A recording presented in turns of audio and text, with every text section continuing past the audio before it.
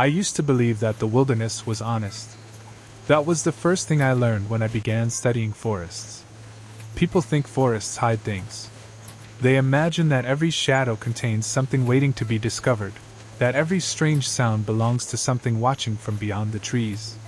But after spending most of my adult life studying remote landscapes, I learned something far more unsettling. The wilderness does not hide things from us. It reveals things.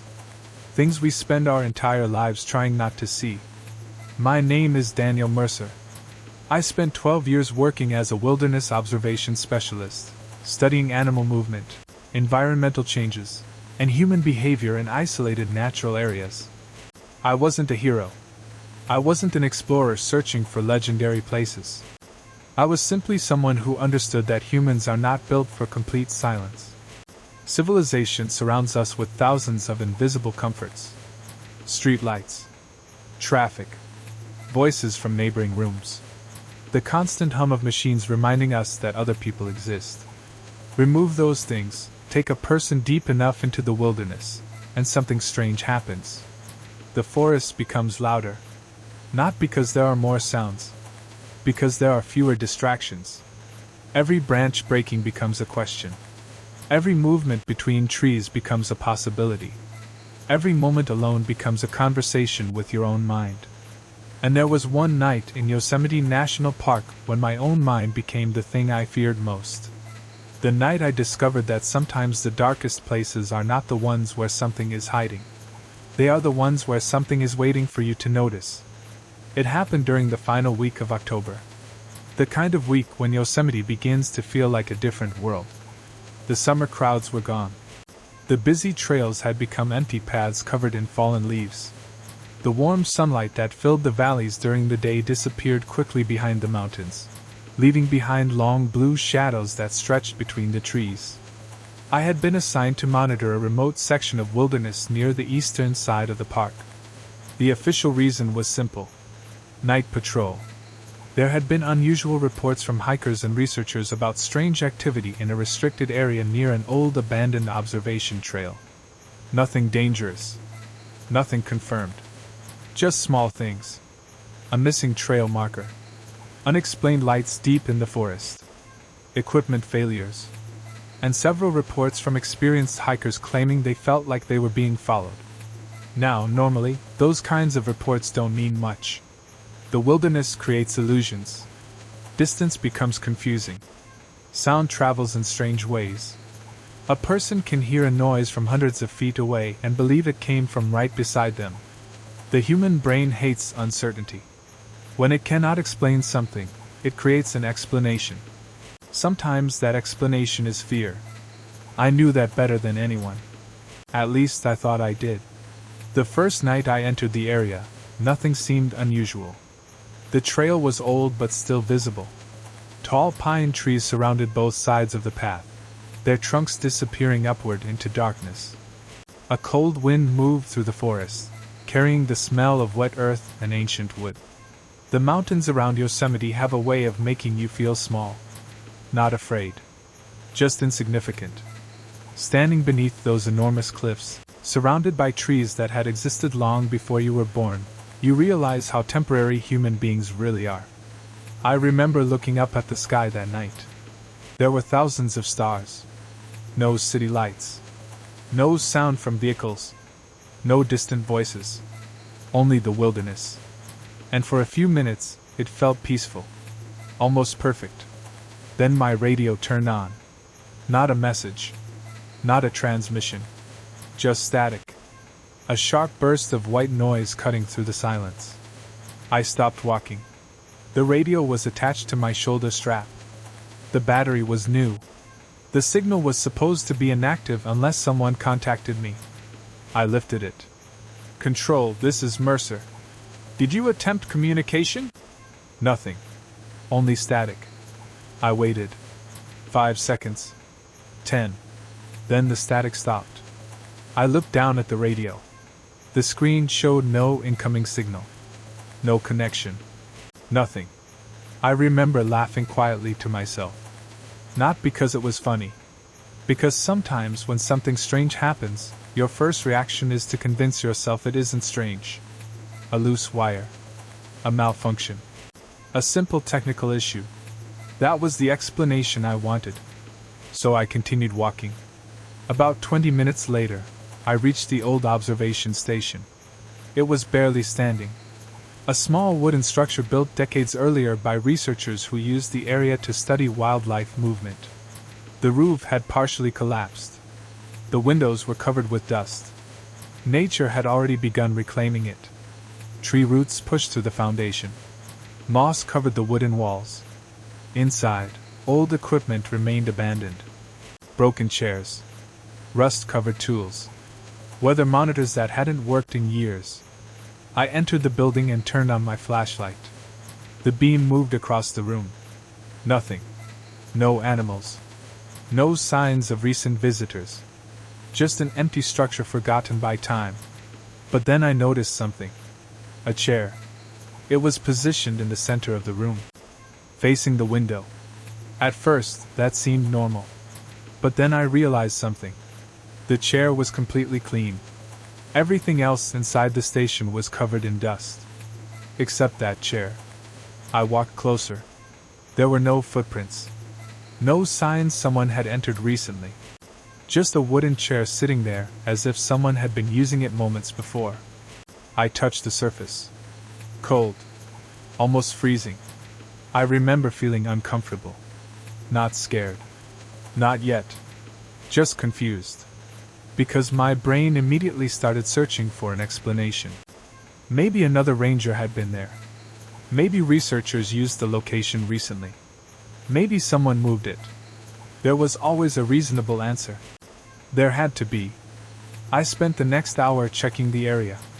Recording temperatures. Checking wildlife signs. Taking notes. Normal work. Normal night. Until I found the first thing I couldn't explain. Behind the observation station was an old trail. A trail that wasn't marked on my current maps. It was barely visible. Almost completely swallowed by vegetation. But someone had cleared a narrow path through it. Freshly. Branches had been cut away. Leaves had been moved. The trail continued deeper into the forest. I checked my GPS. The location made no sense. According to my records, there should have been nothing beyond that point except untouched wilderness. No maintained paths. No structures. No reason for anyone to go there. I stood at the entrance of that trail for several minutes. I remember the feeling very clearly. It wasn't curiosity. It wasn't excitement. It was something else. A warning. The same feeling you get when you enter a room and immediately know something is wrong, even though you cannot explain why. My instincts told me to turn around. But my training told me to investigate. And unfortunately, training usually wins.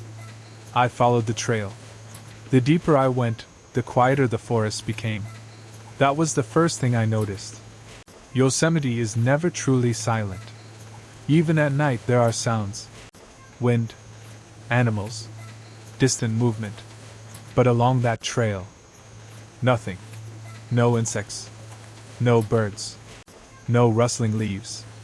It felt like the forest itself was holding its breath. After 15 minutes, I found something carved into a tree. A symbol. Not a word. Not a warning. Just a strange pattern made of several intersecting lines. The bark around it looked old.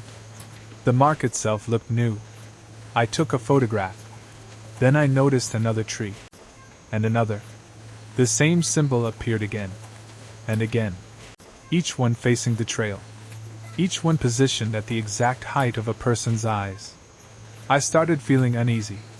Because whoever made these markings wasn't leaving a message for the forest. They were leaving a message for someone walking through it. Someone like me. I turned around. The way back looked different. That was impossible. I had only walked one direction. The trails should have been exactly the same. But the trees looked unfamiliar. The darkness between them seemed deeper. I checked my GPS. The screen flickered. Then went black. The battery indicator showed full power. I tapped the device. Nothing. For the first time that night, I felt real fear. Not the dramatic kind. Not the kind from movies. The quiet kind. The kind that starts somewhere deep inside your body before your mind understands why. Because when you are alone in the wilderness, losing technology is not just an inconvenience. It changes your relationship with the world around you. Your tools are the thin line between confidence and vulnerability.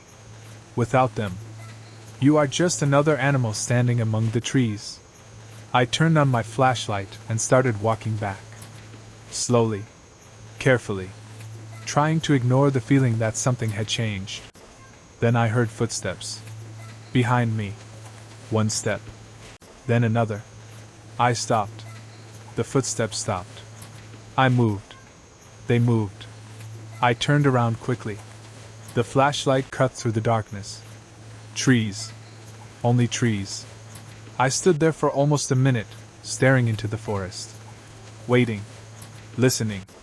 Nothing. I told myself it was an animal. A deer. A branch falling. Anything. Anything except the thought forming in my mind. That whatever was following me had stopped because it knew I was looking. I continued walking. Faster this time. And after several minutes, I saw something ahead between the trees. A light. A small, pale light. Moving slowly. Not like a flashlight. Not like a lantern. It moved between the trees at the same speed I was walking. I stopped. It stopped. I stepped forward. It stepped forward. And then I realized something that made my entire body go cold. The light wasn't ahead of me. It was coming from behind me. I turned around. And deep inside the forest, something was standing there. Not moving. Not approaching. Just watching. The first thing I noticed was not what I saw. It was what I didn't hear. When you spend enough time outdoors, your brain becomes trained to recognize patterns. You learn the difference between a branch breaking because of wind and a branch breaking because something stepped on it. You learn how animals move. You learn how distance changes sound. You learn that the forest is never truly empty. But standing there in that darkness, looking toward the faint light between the trees, there was something deeply unnatural about the silence surrounding it. No movement. No wind. No insects. Nothing. It was as if the entire forest had turned its attention toward the same place. Toward whatever was standing beyond the trees. I raised my flashlight. The beam moved slowly across the darkness. Tree trunks. Fallen branches. Thick layers of fog near the ground. Nothing else. The light I had seen was gone. For several seconds, I convinced myself that my eyes had created it. That exhaustion had started affecting my perception. It happens more often than people realize, especially in isolated environments. The human brain is designed to complete incomplete information. A shadow becomes a person. A sound becomes footsteps. A shape becomes something alive. That is how our ancestors survived. The problem is that sometimes the brain creates a warning before there is a threat. And sometimes it creates one because there is. I lowered my flashlight. I told myself I was done investigating. Whatever was happening, I would return to the observation station, contact my team, and leave the area until I understood what was going on. That was the logical decision. The safe decision. But before I could move, I noticed something on the ground. Footprints. At first, I thought they were mine. Then I looked closer. They weren't. They were beside my own tracks. Following them. The footprints were pressed into the soft earth near the trail. Not animal tracks. Human. The strange thing was the spacing. Whoever had made them wasn't walking behind me. They were walking beside me. Matching my pace. Staying just outside my flashlight beam. I stared at those tracks for a long time. Trying to create an explanation. A ranger. A researcher. Someone else working in the area. But every explanation created another question. Why hadn't they spoken? Why hide? Why follow me? I reached for my radio. Control, this is Mercer. I may have another person in the area. requesting confirmation of any nearby personnel. Static. Again. The same harsh burst of noise. Then something happened. Something I still think about years later. The static changed. It wasn't random anymore. There was a pattern. A rhythm. Almost like someone was pressing the communication button but not speaking. I held the radio closer. Hello? Nothing. I waited. Then, underneath the static, I heard breathing. Slow. Quiet. Close. I immediately pulled the radio away. My first thought was impossible. That someone was transmitting from nearby. Very nearby. I looked around. The forest remained empty. I tried again. Identify yourself. For a few seconds, nothing happened. Then the radio crackled. And a voice came through. My own voice. Identify yourself. I froze. The exact words. The exact tone. My own voice repeated back to me. But distorted. Lower. Slower. Like a recording that had been damaged. I stood there holding the radio, unable to move. Because there are certain moments in life when your mind refuses to accept information. It creates a wall. A barrier between what you experience and what you believe is possible. I knew I had not transmitted those words. I knew there was no reason my voice should come through that radio. But hearing yourself coming from somewhere else in the darkness, changes something inside you. It makes you question the one thing you depend on most. Your own perception. I switched the radio off.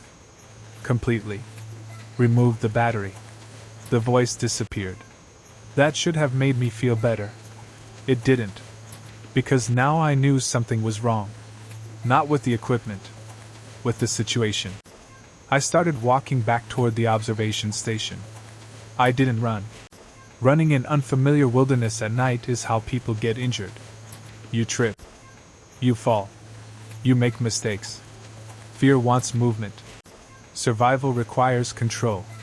So I walked. One step at a time. Keeping my breathing steady. Keeping my attention focused. But the deeper I went, the more the forest began to feel unfamiliar. Not physically. Emotionally. The trees were the same. The trail was the same. But something about the environment felt altered. Like I had entered a place that existed only a few moments ago. And now I was somewhere else. After about 20 minutes, I reached the observation station. Or what I believed was the observation station. I stopped at the edge of the clearing. Because something was wrong. The building looked exactly the same. The same broken roof. The same damaged walls. The same old structure. But the door was open. I was certain I had closed it. I always close doors behind me in wilderness structures. Not because of fear. Because animals enter abandoned buildings. I slowly approached. My flashlight moved across the entrance. Inside was darkness. I called out. Hello? The moment the word left my mouth, I regretted it. Because my voice sounded wrong. Too loud. Too exposed. The forest absorbed everything around me. But my own voice felt like it remained hanging in the air. I entered. The room was different. The chair was no longer facing the window. It was facing the door. Facing me. I stood completely still. The same chair. The same wooden frame. But now positioned toward the entrance. Toward the exact place where I had just walked in. I walked closer. On the seat was something I had not seen before. A small notebook. Old. Weather damaged. Covered in dust. Except the dust had been disturbed. Someone had opened it recently. I knew I should have left it alone. Every instinct told me not to touch it. But curiosity is one of the strongest human instincts. Sometimes stronger than fear. I picked it up. The first pages were ruined. Water damage. Faded writing. Most of it impossible to read. Then I reached a page near the middle. And stopped. Because the handwriting was clear. Very clear. A series of notes. Dates. Observations. Descriptions of the same forest. The same trail. The same strange symbols. I read the first entry. October 27th. My heart sank. Because that was today's date. I turned the page. The handwriting continued. Night patrol begins. Subject reports unusual sounds near the Eastern Trail. I stared at the words. Subject? Who wrote this?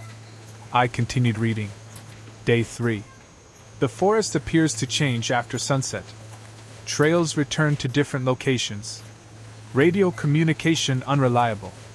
My hands became colder. Because those weren't descriptions of something that happened years ago. They were descriptions of what had happened to me tonight. I flipped through the pages faster.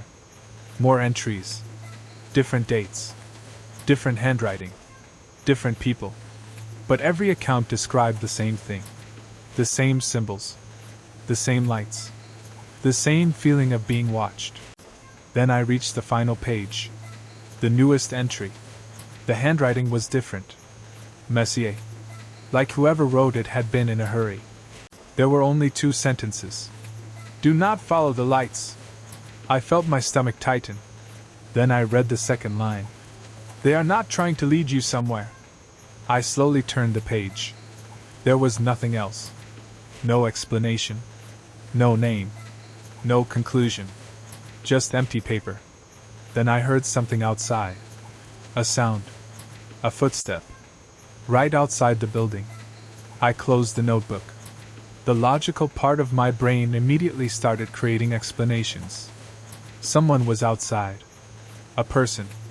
Another researcher. A lost hiker. Anything normal. But another part of me remembered something. The footprints. Walking beside me. Matching my pace. I slowly turned toward the window. The glass was cracked. The darkness outside was almost impossible to see through. But then, a shape moved. Not quickly. Not suddenly. Slowly. As if whoever was standing there wanted me to know they were there. I stepped backward. The shape stopped. I raised my flashlight. The beam crossed the window. And for 1 second, I saw a face. Not a monster. Not something impossible. Something much worse. Something familiar. Because the person standing outside the observation station was wearing my jacket, my backpack, my equipment, everything I was wearing. It looked like me, but it wasn't me. And then it smiled. For several seconds, I forgot how to breathe. Not because I saw something impossible, because my mind was desperately trying to make it possible. That is the terrifying thing about fear. The human brain does not immediately accept the impossible. It negotiates with it. It searches for loopholes. It creates explanations because reality is easier to handle when it has rules. A person outside the window wearing my jacket. Someone playing a trick. Someone who looked similar. Someone who had found my equipment. Anything. Anything except the truth my instincts were screaming at me. That thing outside knew what I looked like. It knew what I was wearing. It knew exactly where I was. I stepped away from the window. The figure remained still. It did not knock. It did not speak. It simply stood there, waiting. And somehow that was worse than if it had attacked. Because violence has intention. It has a beginning, a middle, an end. But waiting creates uncertainty. And uncertainty is where fear grows. I grabbed my flashlight and moved toward the opposite side of the room. The old wooden floor creaked beneath my boots. The sound seemed impossibly loud. I kept my eyes on the window. The figure was still there, still watching. Then the radio on my shoulder turned on. I had removed the battery.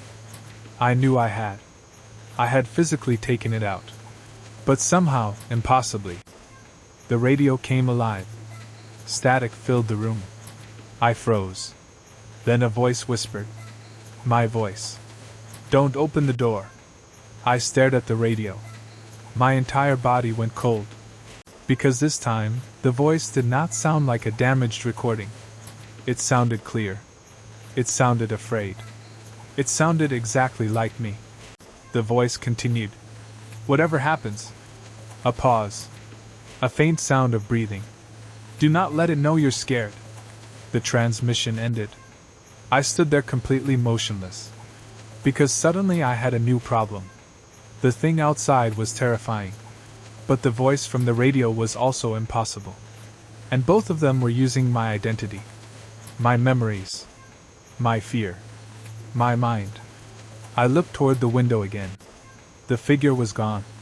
The clearing was empty. I waited. 5 seconds. 10. Nothing. Then I heard something behind me. A sound from inside the room. A slow movement. A shift of weight. Someone standing nearby. I turned around. The room was empty. But the chair had moved again. Now it was facing the wall. And carved into the wooden backrest were 3 words. Words that had not been there before. You came back. I stared at them. My first reaction was denial. Impossible. A hallucination. Stress. Lack of sleep. Any explanation was better than accepting what was happening. But then I noticed something else. The carving was fresh. Small pieces of wood were still scattered on the floor. Someone had carved those words while I was standing there. Inside a locked room. With me. I grabbed my backpack. I didn't care about collecting evidence anymore. I didn't care about understanding. I needed to leave. The moment survival takes over, curiosity disappears. The forest stops being a mystery. It becomes a threat. I walked toward the exit. Before leaving, I looked back at the notebook sitting on the table. Something about it bothered me. The final page. The warning. They are not trying to lead you somewhere. I understood the sentence differently now. The lights. The footsteps. The symbols. Maybe they weren't guiding people into the forest. Maybe they were studying how people reacted when they became lost. Maybe the forest wasn't trapping people. Maybe it was revealing them. I stepped outside. The cold air hit my face. The clearing looked normal. Almost peaceful. And that frightened me more. Because after everything that happened, the world should have looked different. The trees should have twisted. The sky should have changed. Something should have proven that what I experienced was real. But nature didn't care. The forest remained beautiful. Silent. Ancient. Unchanged. I started walking back toward my vehicle. The path should have taken about 40 minutes. I knew the route. I had studied the map. I had walked it earlier. But after 10 minutes, I found myself standing in front of the observation station again. I stopped. My stomach dropped. I looked behind me. The trail stretched into darkness. I checked my GPS. The screen turned on. The device worked perfectly. The location marker showed something impossible. I had walked in a complete circle. But I hadn't turned. Not once. I stood there staring at the screen. Trying to understand. The wilderness was not supposed to do that. Trails do not rearrange themselves. Distances do not change. Reality does not bend. Unless your perception of reality is the thing changing. And that thought scared me more than anything else. Because if I couldn't trust where I was, how could I trust anything else? I decided to test myself. Something simple. Something logical. I took out my notebook. I wrote. My name is Daniel Mercer. I waited. Then I wrote. I am standing outside the old observation station. I looked around. The building was there. The trees were there. The ground beneath my feet was real. Then I wrote. I have been here before. My hand stopped. Because that sentence suddenly felt wrong. Not because it wasn't true. Because something inside me questioned it. Had I really been here? Or was that what I remembered? There is a difference. A memory feels like proof. But memories are not recordings. They are stories we tell ourselves. Stories that change every time we remember them. I closed the notebook. I hated where my thoughts were going. I had spent years studying human perception. I knew how isolation affected the mind. I knew how darkness and stress could create false experiences. But knowing something scientifically does not protect you from experiencing it. A doctor understands disease. That doesn't mean they cannot fear getting sick. A pilot understands turbulence. That doesn't mean their hands don't tighten during a storm. Knowledge does not remove fear. Sometimes it makes it worse. Because you understand exactly how vulnerable you are. I decided to wait until sunrise. Moving deeper into the forest at night was no longer an option. I returned to the observation station. This time, I did not enter. I built a small shelter outside. I kept the flashlight on. I kept my equipment ready. And I waited. For hours. Nothing happened. No footsteps. No lights. No voice. Almost enough time passed for me to believe I had imagined everything. Then, at 3:17 in the morning, someone called my name. Not through the radio. Not from the forest. From inside the observation station. Daniel! I looked at the building. The door was closed. I was certain I had not entered. Daniel! The voice sounded calm. Familiar. Human. It was my own voice. But there was something different. Something subtle. It sounded older. Tired. Like someone who had been waiting a very long time.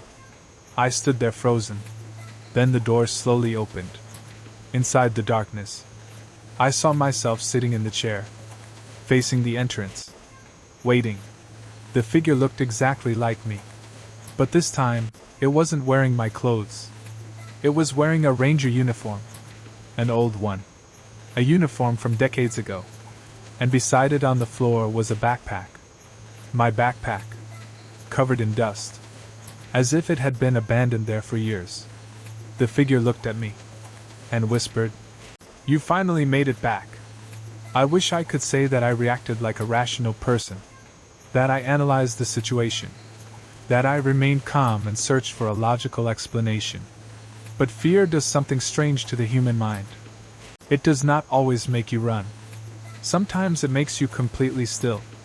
A part of you freezes because your brain is trying to solve a problem that has no solution. That was exactly what happened to me. I stood outside the observation station, staring at myself sitting inside. Not something that looked like me. Not something pretending to be me. Me. The same face. The same eyes. The same small scar above my eyebrow from an accident years earlier. The same expression I saw every morning when I looked in the mirror. But there was something wrong. Something deeply wrong. Because the person inside the building looked at me the way someone looks at a memory. Not like they were seeing me. Like they were remembering me. I finally forced myself to speak. "Who are you?" The figure did not answer immediately. It looked down at the old ranger uniform it was wearing. Then it looked back at me. "You already know." My throat tightened. "No." The figure tilted its head slightly. That small movement terrified me more than anything else. Because it was exactly something I would do. A familiar reaction. A familiar habit. That's what everyone says at first. I took one step backward. The figure remained seated. It did not try to approach. It did not threaten me. It simply watched. And somehow that made the entire situation worse. I have encountered dangerous animals before. I have been caught in storms. I have faced situations where survival depended on making quick decisions. But those situations had rules. An animal behaves according to instinct. A storm follows nature. A mountain does not care about you. But this was something different. This thing understood me. It understood fear. I looked toward the forest. The darkness between the trees seemed endless. "How long have you been here?" The figure looked away. For the first time, I noticed sadness in its expression. Not anger. Not hatred. Sadness. "Long enough to forget what the world sounds like without this place." The words disturbed me. "What does that mean?" The figure stood slowly. The old wooden floor creaked. It walked toward the doorway. I immediately stepped back. But it stopped before crossing the entrance. Like there was an invisible boundary it couldn't pass. "You think this forest is empty?" Its voice was quiet. "But it isn't." The wind moved through the trees. For a moment I thought I heard whispers. Not words. Just voices. Hundreds of voices carried through the branches. The figure continued. "Every person who enters the wilderness brings something with them." I stared at it. Fear. A pause. Memories. Another pause. Regrets. The figure looked at me. "And sometimes, the forest gives those things a shape." I wanted to reject what I was hearing. I wanted to tell myself this was a hallucination. That exhaustion had finally broken my mind. But then it said something that made me stop. Something no stranger could know. "You still blame yourself for your brother." Everything inside me went cold. I had never told anyone in the park about my brother. Not my supervisors. Not my coworkers. No one. My brother Ethan died when we were younger. A hiking accident. A mistake. A moment where I had chosen the wrong direction during a family trip. I was 14 years old. He was 11. I had convinced him to follow me toward a different trail because I wanted to explore. A simple decision. A childish decision. But it ended with hours of searching. And one memory I carried for the rest of my life. The sound of my parents calling his name. The silence afterward. The understanding that some things cannot be undone.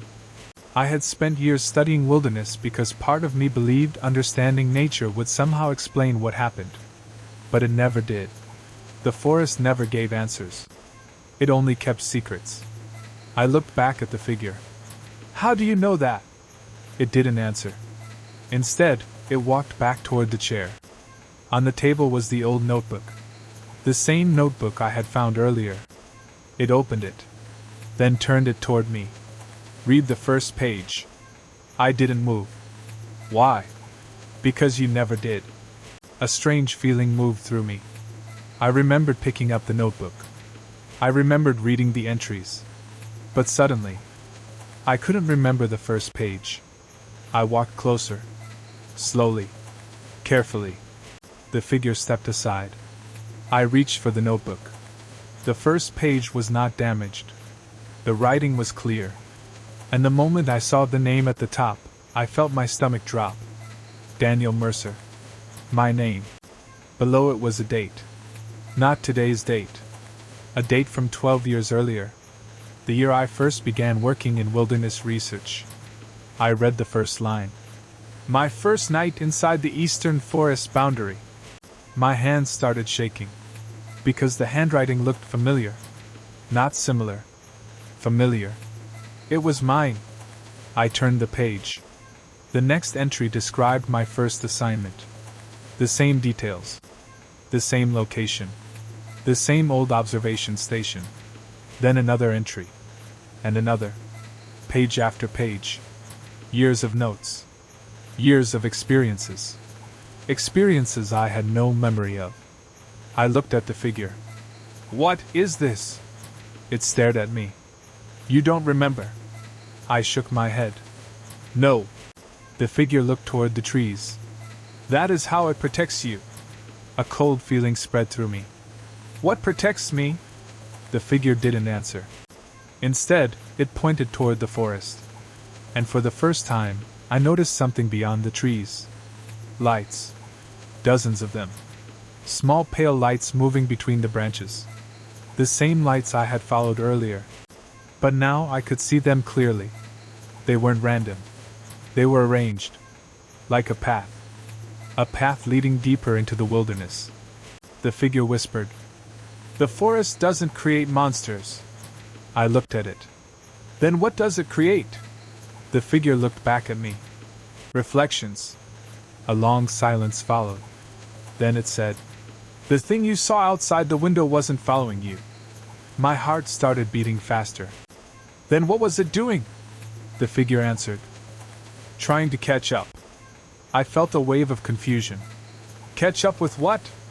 The figure looked directly into my eyes. With the version of you that escaped. I stepped away. No. The figure continued. You think tonight is your first night here? It shook its head. You have been coming here for years. My mind rejected the words. No. You forget every time. No. You leave the forest carrying a different memory. I covered my ears. I didn't want to hear anymore.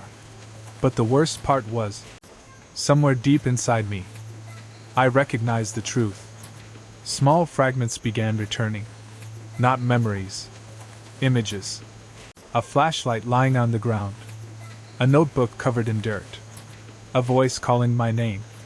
A person sitting inside the observation station. Waiting. I had seen these things before. Not tonight. Before. Many times. The figure spoke again. The forest does not trap people by keeping them here. It looked toward the darkness. It traps them by convincing them they left. The words hit me harder than anything else. Because suddenly every strange feeling I had carried throughout my life made sense. The reason wilderness felt familiar. The reason I was drawn to remote places. The reason I always felt like I was searching for something. Maybe I wasn't searching. Maybe I was remembering. I looked down at my hands. They were shaking. Who are you? The figure smiled sadly. I am the part of you that stayed behind. A sudden wind rushed through the clearing. The lights between the trees moved closer. The figure looked toward them. And for the first time, it looked afraid. We don't have much time. I looked at the forest. What happens now? The figure stood. Now you decide which version of yourself gets to leave. The lights stopped moving. The entire forest became silent. Then, somewhere deep in the darkness, something called my name. Not once. Not twice. Thousands of times. All at once. The sound of my name echoing through the forest was not loud. That is what I remember most. It wasn't a roar. It wasn't a scream.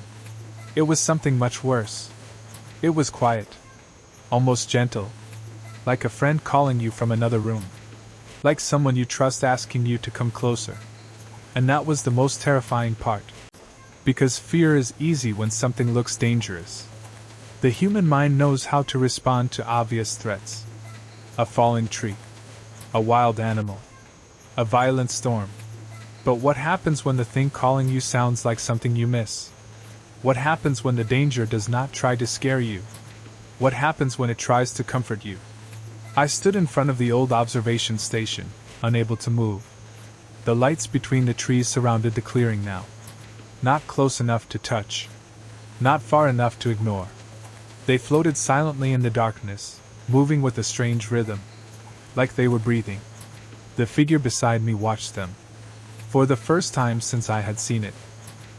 It looked exhausted. Not physically. Something deeper. Like someone who had carried a burden for too long. You need to choose, it said. My eyes remained fixed on the forest. Choose what? The figure looked at me. Whether you want the truth. A cold feeling moved through me. And if I don't? The figure looked toward the trees.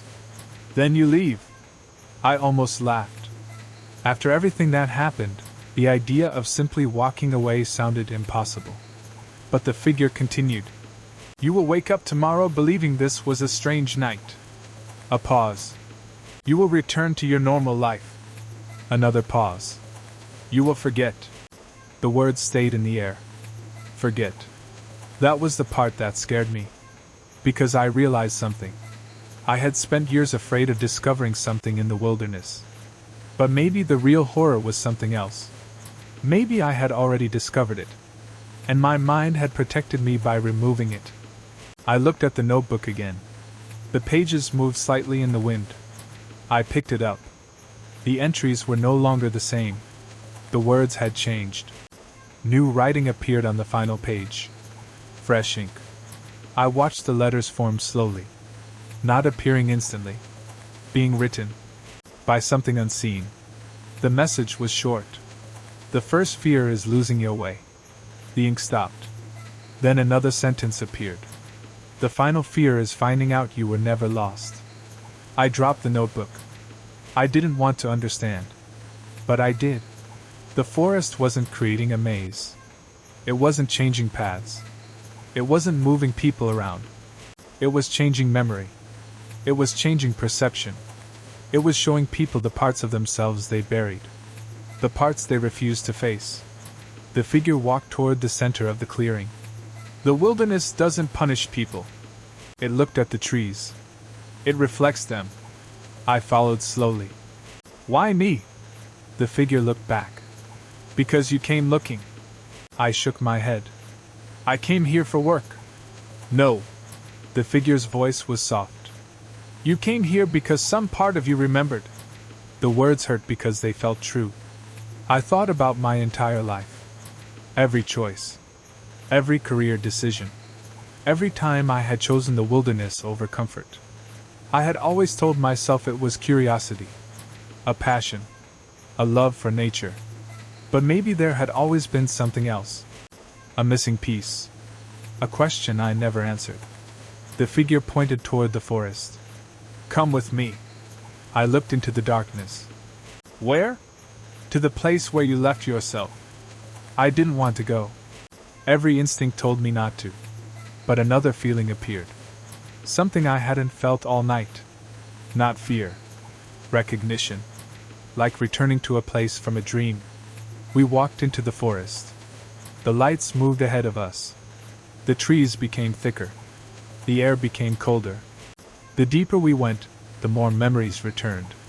Small moments. Broken pieces. A young boy running through trees. A flashlight falling into mud. A voice crying for help. My own voice. Calling a name. Ethan. I stopped walking. The figure stopped too. You remember. I closed my eyes. And suddenly everything came back. Not 12 years ago. Not one moment. Many moments.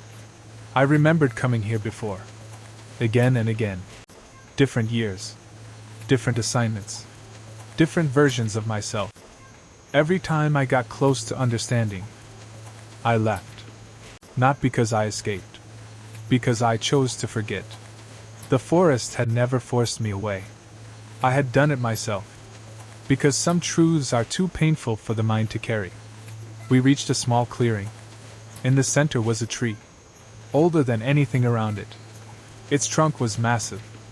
Covered in markings. Thousands of them. Names. Dates. Memories. I stepped closer. And there, carved into the bark, was my name. Beside it were dozens of dates. Every year I had returned. Every time I had forgotten. I touched the carving. And the moment my fingers touched the tree, I saw everything. Not like a memory. Like I was experiencing it again. I saw myself years earlier. Standing in this exact place. Broken. Lost. Unable to accept what happened to my brother. I saw myself begging the forest for an answer. Begging for a way to undo the past. And something answered. Not a creature. Not a spirit. Something older. Something without a name. The forest itself. Not alive. Not dead. Just ancient. A place where human minds become mirrors. It showed me every version of myself. The person I was. The person I wanted to be. The person I was afraid I had become. And every time I returned, I chose the same thing. To forget. Because remembering meant accepting that I could not change what happened. I opened my eyes. The figure was standing beside me. You understand now. I nodded slowly. What are you? The figure looked at the trees. I am not something that came from the forest. A pause. I am something you left here. The realization was painful. The figure wasn't a monster. It wasn't an enemy. It was a piece of myself. The part that carried the memories I couldn't. The part that stayed behind because someone had to remember. A sound came from behind us. Footsteps. I turned. Another figure stood between the trees. Then another. Then another. All wearing different versions of my life. A younger me. An older me. A version wearing different uniforms, different clothes, different expressions. Every choice I never made. Every path I abandoned. Every version of myself that existed only in possibility. The forest was not showing me ghosts. It was showing me possibilities. And suddenly I understood the true horror. The scariest thing about the wilderness was never what lived inside it. It was what it forced you to confront inside yourself. The figure beside me spoke. "Now you can leave." I looked at the other versions of myself. "What happens to you?" It smiled. "I stay." The answer broke something inside me. "You can't stay here forever." The figure looked at me. "I already have." The lights began disappearing. The trees became normal again. The cold air softened. The forest returned to silence. And then, I woke up. I was lying beside the old trail. Morning sunlight filtered through the trees. Birds were singing. The world looked normal. Too normal. My equipment was beside me. My backpack. My radio. My notebook. Everything. When I checked my watch, only one night had passed. According to my records, I had been missing for less than 8 hours. No emergency search. No missing report. Nothing. When I returned to the ranger station, nobody noticed anything unusual. Nobody asked questions. Nobody knew. And for several days, I convinced myself that I had experienced some kind of psychological episode. Stress. Isolation. Exhaustion. The human mind is powerful. It can create incredible things. That was the explanation I wanted. Until I opened my notebook. The one I carried from the forest. The last page had changed. The writing was different. A sentence appeared. One sentence. Written in my handwriting. "You remember this time." I closed the notebook. I never returned to that part of Yosemite. I left wilderness research shortly afterward. People often ask me if I still believe something exists in those forests. Something unknown. Something beyond explanation. The truth is, I don't know. Maybe there is something ancient hidden among those trees. Maybe there are places where human perception breaks down. Maybe the wilderness truly does remember those who enter it. Or maybe the darkest places we discover are not outside ourselves. Maybe they are inside. Because the forest never showed me a monster. It showed me grief, regret, fear. The parts of myself I spent years running from. And that is the thing people misunderstand about darkness. They think darkness hides things. But sometimes, darkness reveals them. The greatest horror is not always what waits beyond the trees. Sometimes it is what the silence forces us to hear. Sometimes it is what we discover when there is nowhere left to hide. And sometimes, the shadow watching us from the forest was never standing behind us. It was the part of ourselves we abandoned, waiting for us to finally come back.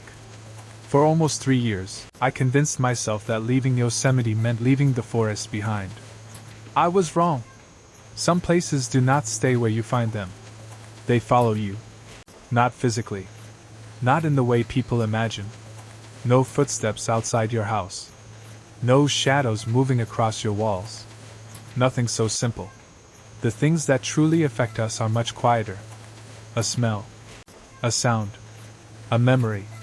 A feeling that appears for no reason and reminds you that some experiences do not end when you walk away. They end when you finally understand them. And I still had not understood everything. After I left wilderness research, I tried to live a normal life. I moved away from field work. I worked in environmental consulting. I spent my days behind a desk reviewing reports, analyzing data, and answering questions from people who had never spent a night alone in a forest. It was safer, predictable, human. But every night, before sleeping, I would look toward the window. Not because I expected to see something. Because a part of me wondered if something was looking back. The strange thing was, I never feared the forest anymore. Not really. I feared something else. The possibility that the forest had not shown me everything. That night in Yosemite, I believed I had discovered the truth. I believed the mystery was about memory, about regret, about the pieces of ourselves we bury. But I eventually realized something. The forest had shown me what I needed to see, not everything it contained. That difference matters.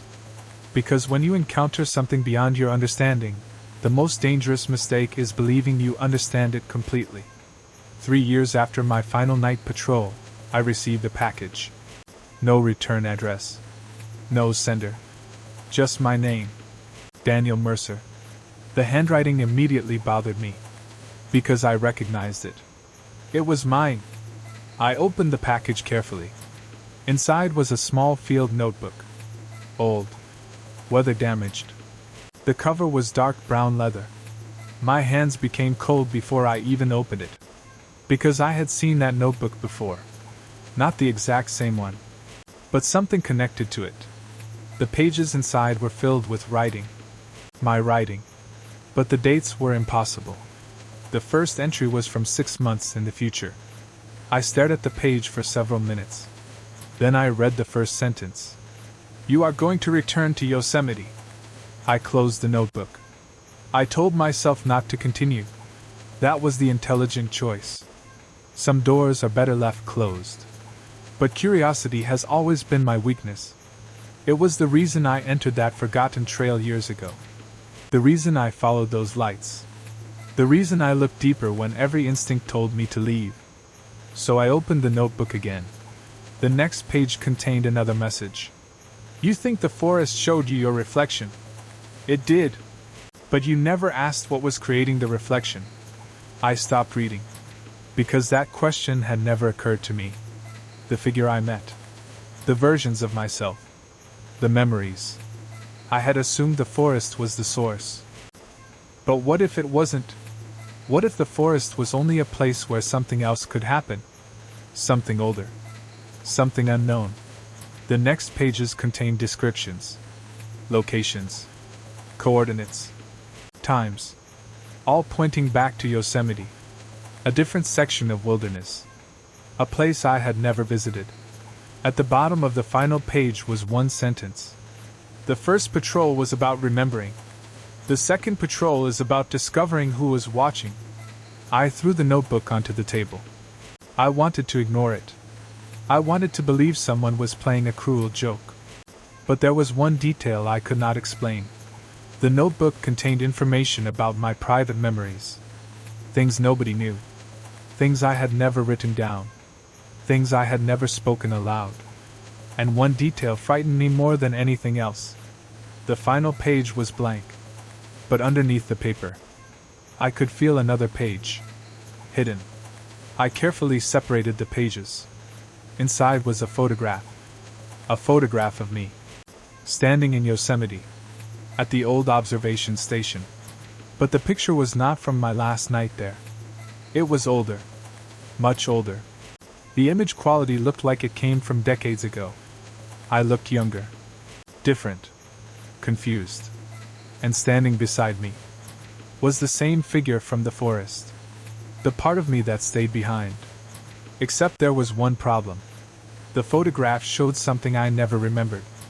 There was another person standing behind us. Watching. A person wearing an old ranger uniform. The same uniform the figure had worn. But this person was not looking at me. They were looking at the figure beside me. As if they were afraid of it. I sat there holding the photograph, unable to move. Because suddenly a terrifying possibility entered my mind. What if the figure I met was not the oldest thing in that forest? What if it was only another person who got trapped? What if there were layers? People searching for answers. People finding reflections. People becoming part of the mystery. One question repeated in my mind.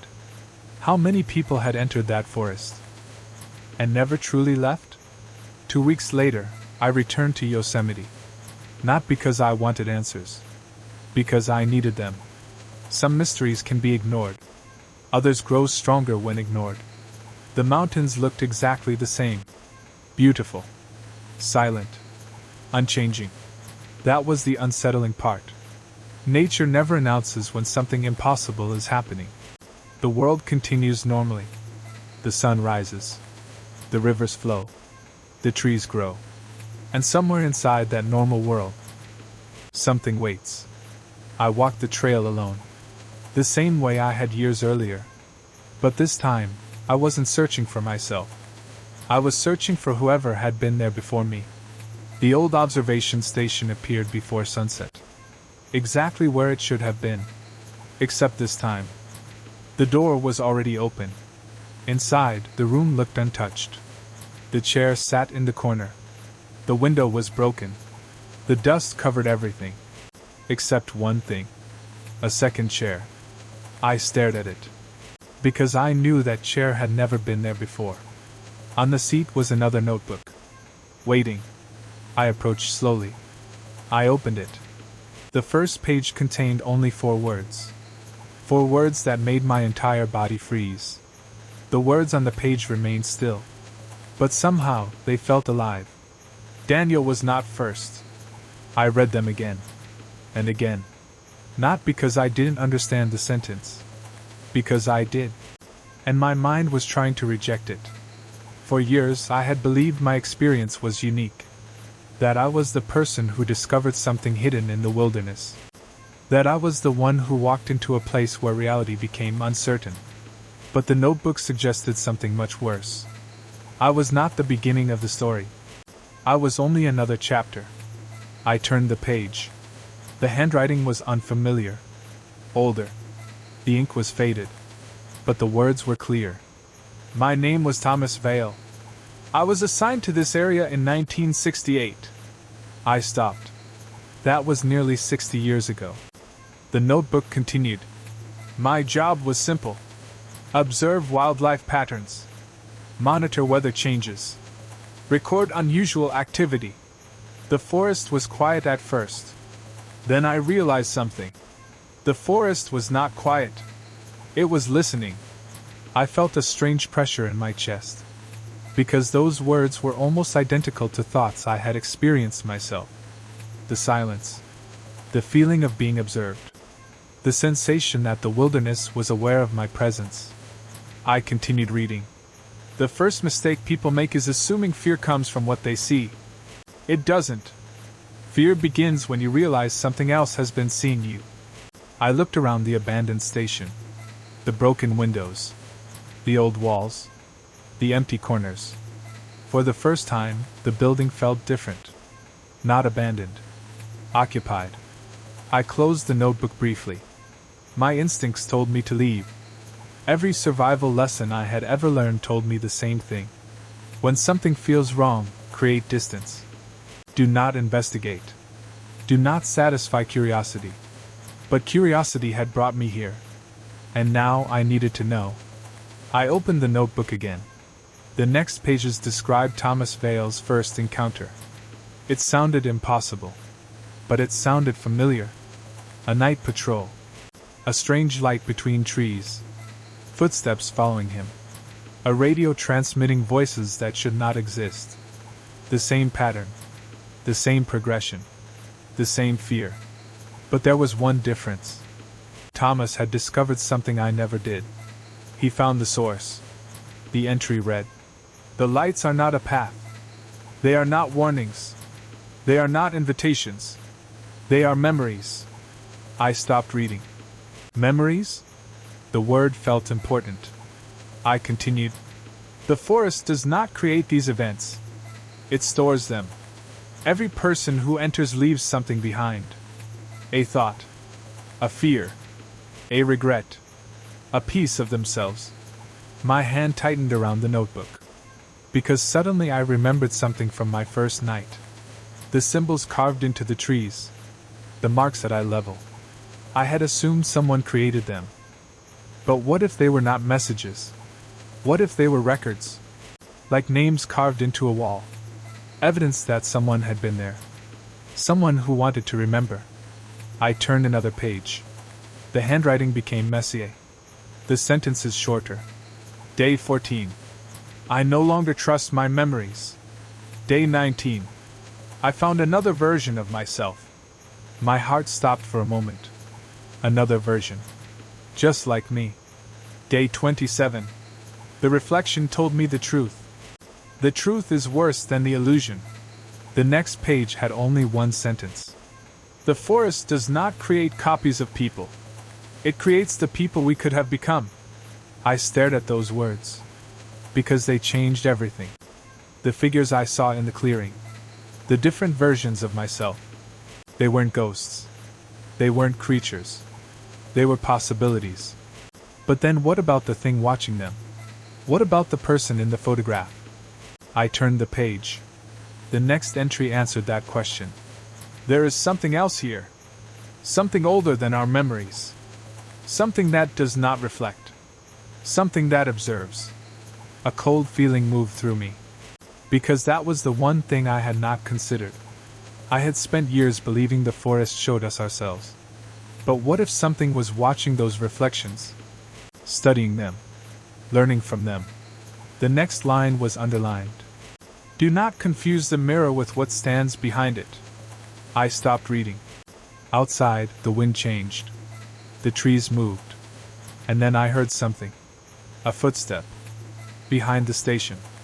I froze. The same feeling returned. The exact feeling from years ago. The feeling of being watched. I slowly closed the notebook. I turned toward the window. Nothing. Only darkness. I waited.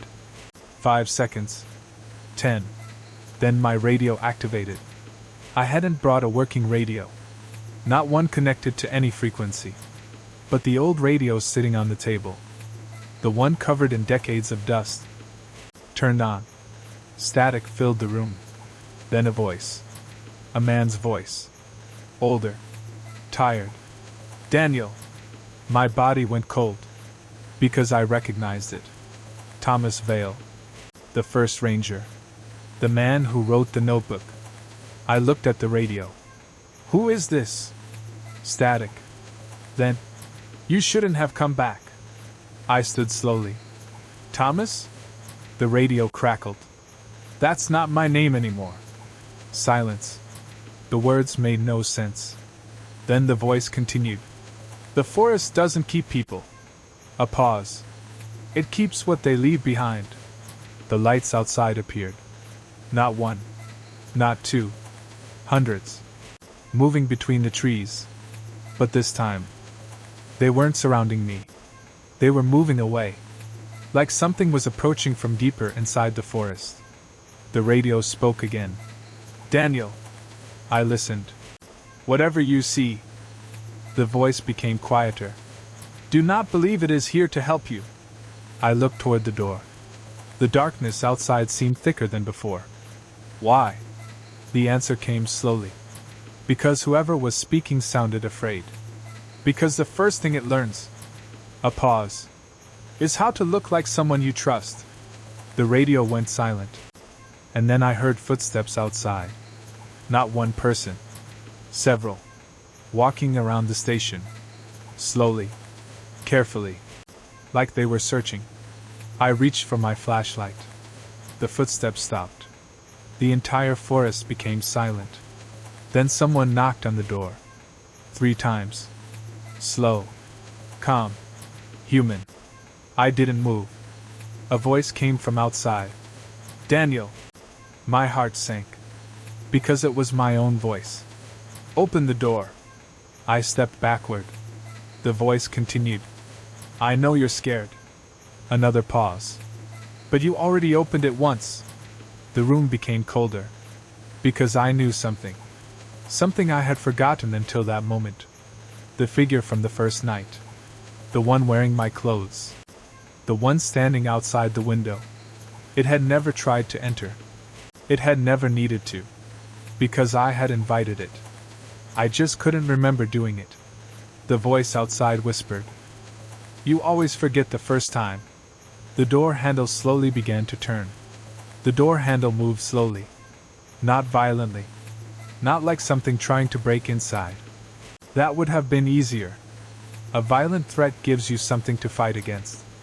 A locked door. A barrier. A clear enemy. But this was different. The person outside wasn't forcing entry. It was waiting for permission. And somehow, that felt more dangerous. Because the human mind is built around trust. We open doors for people we know. We answer voices that sound familiar. We lower our guard when something feels safe. The thing outside understood that. I stepped away from the entrance. My eyes remained fixed on the handle. The metal stopped moving. For a few seconds, nothing happened. Then the voice returned. My voice. Daniel. A pause. You don't have to be afraid. I almost laughed. Not because it was funny. Because it was the exact sentence someone says when they know fear is already there. The voice continued. I know what happened to you. Silence. I know what you lost. My breathing became slower. More controlled. Years of wilderness training returned. Observe. Do not react. Fear makes mistakes. The voice outside continued. You think the forest showed you the truth? A quiet laugh. But it only showed you what you were ready to see. The words disturbed me. Because they sounded intelligent. Not like a threat.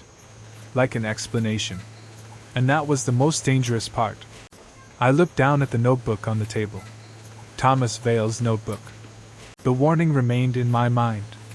Do not confuse the mirror with what stands behind it. The thing outside wasn't the reflection. It was something behind it. Something using reflections. I slowly reached for the notebook. The moment my fingers touched it, the radio activated again. This time, a different voice came through. Not mine. Not Thomas's. A whisper. A woman's voice. Don't listen. I froze. The voice continued. That's how it begins. I looked at the radio. Who are you? Static. Then, someone who believed it too. The transmission broke. I stared at the radio. Someone else. Another person trapped in this place. Another person who discovered the same pattern. The door handle moved again. But this time, the door opened slightly. A thin line of darkness appeared. I grabbed my flashlight. The beam moved toward the opening. Nothing. No person. No shadow. Only the forest. Then I noticed something on the ground. A photograph. It had been pushed underneath the door. Slowly. Deliberately. I picked it up. And the moment I saw it, I felt my entire body become cold. It was the same photograph from the package. But there was something different. Someone had written on the back. 3 words. Look behind him. I turned the photograph over. The image showed me standing beside the figure from the forest. But now I noticed what I missed before. Behind us, deep between the trees, there was a shape. Tall. Almost human. But wrong. Not because of its appearance. Because of the way it stood. The figure was not watching me. It was watching the reflection of me. Watching the thing that looked like me. The realization hit me. The creature outside the window. The voice. The copies. They weren't the beginning. They were symptoms. Something else was using the forest. Using memory. Using identity. I stepped toward the door. Then stopped. Because a thought entered my mind. A terrifying thought. What if Thomas wasn't trapped because he couldn't leave? What if he stayed because he was protecting people from what was deeper inside? I looked around the old station. The second chair. The notebooks. The markings. The years of evidence. Maybe these weren't signs of people disappearing. Maybe they were signs of people standing guard. The old ranger wasn't a victim. He was a warning. The forest didn't keep him. He chose to remain. A sound came from outside. A whisper. Multiple voices. All speaking together. Daniel. I looked through the window. And saw them. Not one. Not 2. Hundreds. Figures standing among the trees. Every one of them looked like me. Different ages. Different clothing. Different versions. A lifetime of possibilities staring back. But then something moved behind them. Something much taller. much darker. The copies slowly stepped aside, making a path. The thing behind them walked forward. I couldn't see its face, because it had no face. Not yet. It was incomplete. Like it was waiting for something. Then I understood. The copies weren't trying to replace me. They were pieces. Fragments. Building blocks. The thing wasn't creating copies of people. It was learning them. Collecting them. Understanding humanity one memory at a time. The radio crackled. Thomas's voice returned. Daniel. I grabbed the radio. Where are you? A long silence.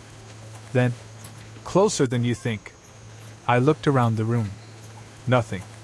Then the radio said, Look at the chair. Slowly. I turned. The old chair in the corner was facing me. On the seat was a ranger badge, covered in dust. I walked closer. The badge had a name engraved into it. Thomas Vale. Underneath the name, another line. A date. And beneath that, another name. My name. Daniel Mercer. The same badge. The same date. My hands started shaking. Because I finally understood what Thomas meant. The forest did not keep people. It kept what they left behind. Memories. Fear. Identity. But sometimes it kept something else. A role. A responsibility. A warning passed from one person to another. I looked toward the darkness outside. The tall figure was closer now. Still hidden. Still unfinished. The copies around it whispered. Not threats. Not words of anger. A sentence. Over and over. Who will remember? The question echoed through the forest. And suddenly I realized something. The forest wasn't trying to make me forget. It was trying to find someone who would remember. Someone who would stay awake. Someone who would understand. I looked at Thomas's badge. Then at the darkness beyond the trees. And I made the decision that every person before me had avoided. I stepped outside. The moment my foot touched the ground, every light in the forest disappeared. Complete darkness. No moon. No stars. No sound. Only a voice in front of me. Not mine. Not Thomas's. Something older. Something that had been waiting. It whispered. Finally. A pause. You are looking at me. The darkness shifted. And for the first time, I saw what had been standing behind the reflections. There are moments in life when fear becomes so intense that your body stops trying to escape. It stops preparing you to fight. It stops preparing you to run. It simply waits. That was where I was standing. In the middle of the Yosemite wilderness. Surrounded by darkness. Facing something I had spent years trying to understand. And the strangest part was, I was not afraid of what I saw. I was afraid of what I realized. Because the thing standing in front of me was not a monster. Not in the way humans imagine monsters. It had no claws. No unnatural movement. No terrifying shape designed to create fear. It looked almost human. Almost. A tall figure standing between the trees. Its body appeared to be made of shadows and fragments of memories. Like thousands of moments had been layered together and given a form. Faces appeared across it. Not clearly. Not permanently. A child. An old man. A woman. A ranger. A stranger. Every face disappeared before I could understand it. Every expression carried the same emotion. Loss. The figure looked at me. And somehow, I knew it had been waiting a very long time. You finally see. Its voice was not one voice. It was many. 1,000 whispers speaking as one. I forced myself to answer. What are you? The figure tilted its head. The movement was strangely familiar. Almost human. That depends on what you remember. The answer confused me. But then I understood. The forest had always responded to perception. To memory. To belief. It wasn't just showing people things. It was showing people through themselves. You are not real. The figure remained silent. Then it said, Neither are your memories. The words struck harder than I expected. Because they were true. A memory feels like reality. But memory is not a recording. It is something we rebuild. Every time we remember, we recreate. We change. We lose pieces. We add pieces. The figure stepped closer. The ground beneath it did not move. No footprints. No disturbance. Like it wasn't walking through the forest. Like the forest was moving around it. Humans believe they carry their past. It looked toward the trees. But the past carries them. A cold wind moved through the clearing. The lights returned. But now I saw them differently. They weren't lights. They were moments. Tiny fragments of human experiences floating through the darkness. A first snowfall. A goodbye. A childhood memory. A regret. A final conversation. Thousands of memories trapped in the forest. Thousands of lives. I looked at the figure. You collect them. The figure didn't deny it. I preserve them. The word bothered me. Preserve? A pause. Humans destroy what they cannot accept. The figure looked at me. They bury memories. They ignore pain. They pretend loss disappears. The forest became silent. I keep what humans abandon.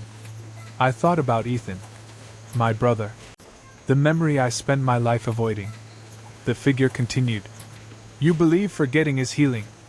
It stepped closer. Sometimes forgetting is only another form of running. I felt anger rising. You don't understand. The figure looked at me.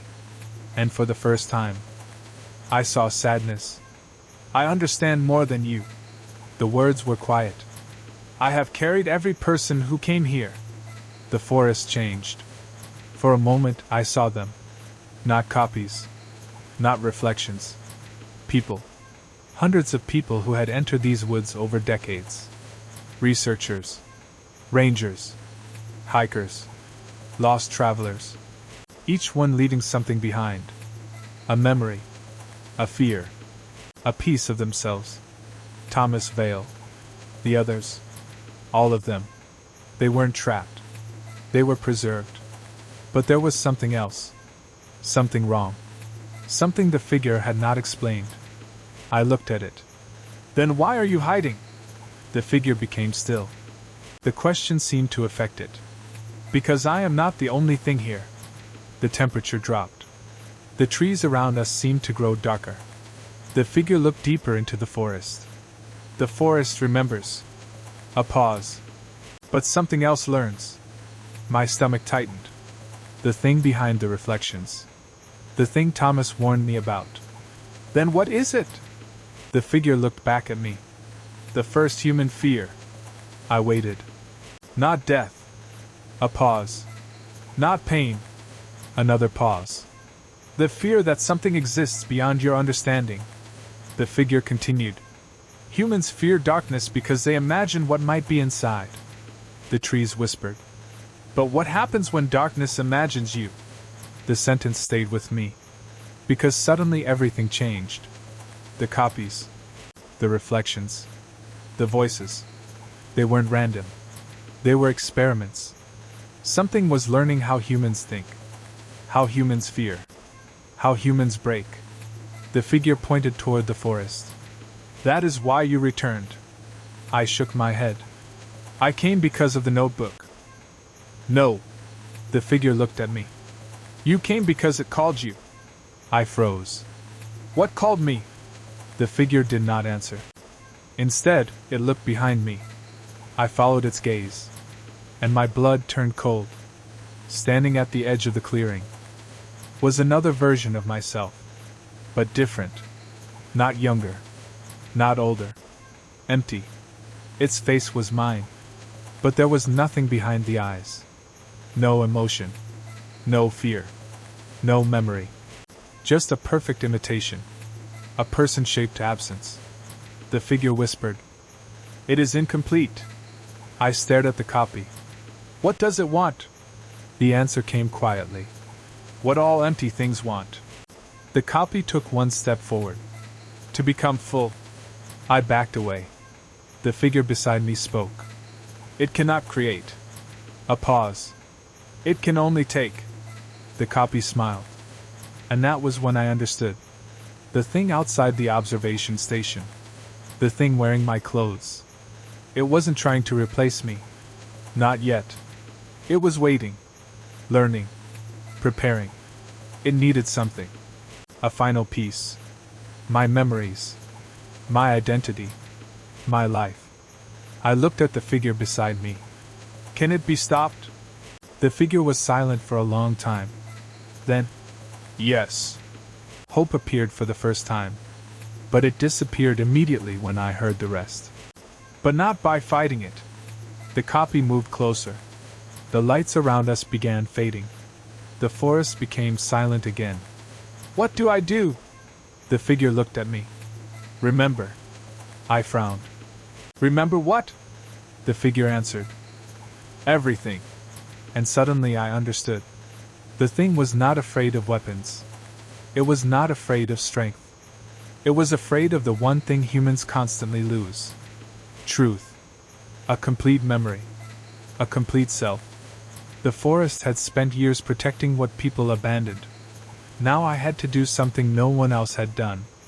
I had to carry everything. The pain. The regret. The fear. The memories I wanted to destroy. All of it. The copy stopped a few feet away. Waiting. The figure whispered. When you remember everything. The darkness around us began moving. You will have to decide which version of yourself deserves to survive. The copy raised its head. And then, it spoke. Using my own voice. I already know which one. The most frightening thing about hearing your own voice is not the sound. It is the recognition. Your brain is built to trust familiar things. A familiar face. A familiar place. A familiar voice. Those things create safety. But when something familiar becomes wrong, when something you trust begins telling you something impossible, that safety becomes fear. The copy standing in front of me had my voice, my face, my movements, but it lacked something. Something I couldn't explain at first. Then I understood. It lacked hesitation. Every human being carries uncertainty. Every decision contains doubt. Every memory carries emotion. But the thing in front of me had none of that. It was perfect because it was empty. I already know which one. Its words echoed through the clearing. The copy looked at me. Not with hatred. Not with anger. With confidence. Like the outcome had already been decided. The figure beside me remained silent. I looked at it. You knew this would happen. The figure didn't deny it. I knew it was possible. How many times? The figure looked away. That answer told me everything. Too many times. You have all been here before. The figure nodded. Everyone who enters this place reaches this moment. A cold feeling moved through me. And everyone fails? The figure looked toward the forest. Not everyone. A pause. Some choose to forget. The words hurt. Because I knew exactly what that meant. Forgetting was easier. Forgetting meant returning to normal life. Forgetting meant waking up tomorrow and believing the world still made sense. But forgetting also meant leaving a part of myself behind. Again. I looked at the copy. What happens if I lose? The figure answered. It leaves with your memories. The forest became completely silent. And I become what? The figure looked at me. Only what remains. That sentence terrified me. Because I understood. The thing wasn't trying to kill me. Death was too simple. It wanted something worse. It wanted to separate me from myself. To leave behind a person who existed but no longer understood who they were. A body without a history. A life without meaning. The copy stepped closer. You think memories make you strong. Its voice sounded exactly like mine. They don't? Another step. They make you weak. I felt anger rising. Because it was saying the same thing I had believed for years. That pain was something to remove. That regret was something to escape. That the past was something holding me back. The copy smiled. I can take all of it away. The offer was tempting. More tempting than I wanted to admit. No more guilt. No more memories of Ethan. No more nights waking up wondering if I could have changed the past. No more carrying things I could never fix. A life without pain. The copy extended its hand. You don't need to remember. The forest around us changed. The darkness softened. And suddenly, I saw my old life. My apartment. My family. Normal days. Normal conversations. A future where none of this happened. A future where I was free. For one moment, I wanted to accept. That is the part nobody talks about. Fear is not always the strongest temptation. Sometimes relief is. Sometimes the most dangerous thing is not the nightmare. It is the dream that allows you to escape it. I looked at the false memory. The perfect life. The painless life. And then I noticed something. Something small. Something wrong. Ethan wasn't there. The copy could recreate my happiness. But it couldn't recreate my brother. Because Ethan was not just a memory. He was part of who I became. The pain of losing him shaped me. The grief changed me. The mistake changed me. Removing the pain would not heal me. It would erase me. I looked at the copy. You don't understand. It tilted its head. Understand what? I stepped forward. Pain isn't proof that something is broken. The copy became still. Pain is proof that something mattered. The lights around the forest flickered. The figure beside me looked at me. Not surprised. Almost relieved. The copy's expression changed. For the first time. It looked uncertain. You are choosing suffering? I shook my head. No. I looked at the forest. I am choosing myself. The ground beneath us trembled. Not violently. Like the forest itself was reacting. The thousands of lights surrounding us moved closer. Memories. All of them. Returning. I saw faces. People who had come before. Thomas Vale. The unknown ranger. The lost hikers. The researchers. Every person who left something behind. And one by one, they remembered. The forest filled with voices. Not screams. Not fear. Names. People saying their own names. Remembering who they were. The copy stepped backward. For the first time, it looked afraid. Because it was no longer standing in front of broken pieces. It was standing in front of complete people. The figure beside me began fading. I looked at it. Wait. It smiled. I was never meant to leave. I felt sadness. You deserve to. The figure shook its head. No. A pause. Someone has to remember. The copy suddenly moved. Fast. Much faster than anything human. It reached toward me. But before it touched me, the figure stepped between us.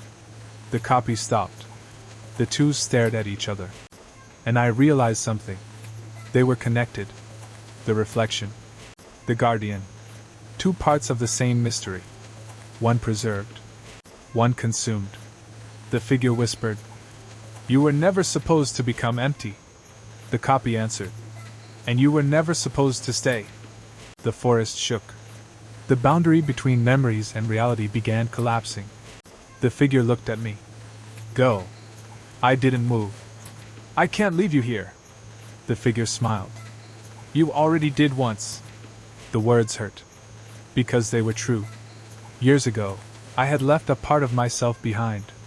Now I had the chance to bring peace to it. I stepped backward. The lights became brighter. The forest disappeared. The last thing I heard was my own voice. Not the copy. Not the imitation. My real voice. Calling my name. I woke up beside the old trail. Again. Morning sunlight. Birds. Whined through the trees. For several minutes, I simply lay there. Waiting. Wondering. Checking. My memories were still there. All of them. The painful ones. The beautiful ones. The ones I wanted. The ones I didn't. But they were mine. For the first time in years. They felt like mine. I returned to the observation station. It was gone. Not destroyed. Not abandoned. Gone. Only trees remained. No structure. No broken walls. No old chair. Nothing. Except one thing. A small ranger badge lying on the ground. I picked it up. The engraving was different. It no longer said Thomas Vale. It said, "Remember." I kept the badge. Not as evidence. Not as proof. Because some things cannot be proven. Some experiences are not meant for reports. They are meant to change you.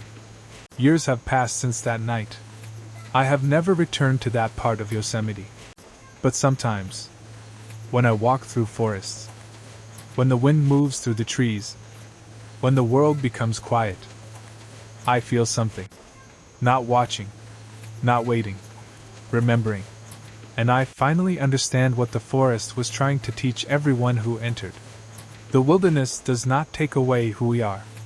It reveals what we have hidden, the memories we bury, the fears we avoid, the pain we pretend doesn't exist. Because the greatest danger in darkness is not discovering something unknown. It is discovering yourself. And realizing you have spent your entire life running from the person you were meant to become.